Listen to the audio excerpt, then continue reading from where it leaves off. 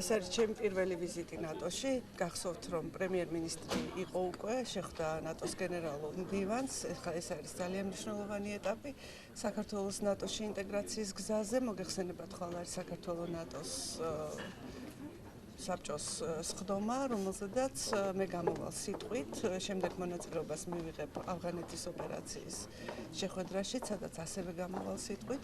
ჩემ სიტყვაში მე ვილაპარაკებ იმ ცვლილებებზე, რომელიც განხორციელდა საქართველოში და იმ სტრატეგიაზე, რომელიც ახალ მთავრობას ექნება ნატოში ინტეგრაციის გზაზე.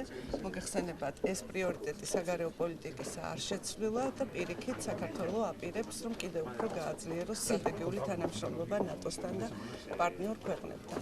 ყველაფერ ამაზე იქნება ლაპარაკი აგრეთვე ჩვენს წლიურ სამოქმედო გეგმაზე და მის შეფასებაზე და გარდა ამისა იქნება კითხვა-პასუხის რეჟიმი, სადაც ნატოს წევრი ქვეყნების საგარეო საქმეთა მინისტრები ალბათ დასვამენ კითხვებს და მე ამ კითხვებზე ვუპასუხებ. ეს არის ხვალინდელი გეგმა.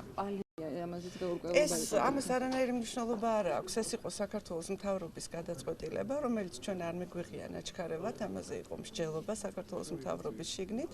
ეს იყო ძალიან რთული და ხანგრძლივი მსჯელობის შედეგად მიღებული გადაწყვეტილება, რომელიც მე ვფიქრობ, რომ არის ძალიან სწორი და ეს გადაწყვეტილება შემდეგ გახმოვანდა გაეროში. ეს იყო და ეს, მაშინ არაფერი განსაკუთრებული არ არის.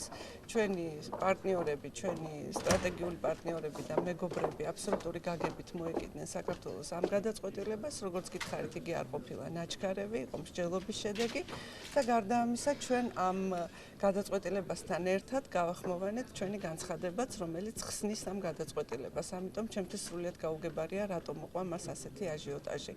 მსოფლიო თანამეგობრობის ძალიან ბევრმა ქვეყანამ მხარი დაუჭირა სწორედ ასეთ გადაწყვეტილებას და საქართველოც არის მათ რიგში.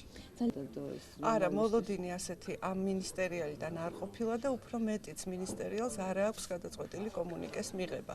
ყველა მინისტერიალზე არ ხდება ხოლმე კომუნიკეს მიღება და ამ შემთხვევაში ეს მინისტერიალიც სწორედ ისეთია, რომ კომუნიკე არ იქნება მიღებული.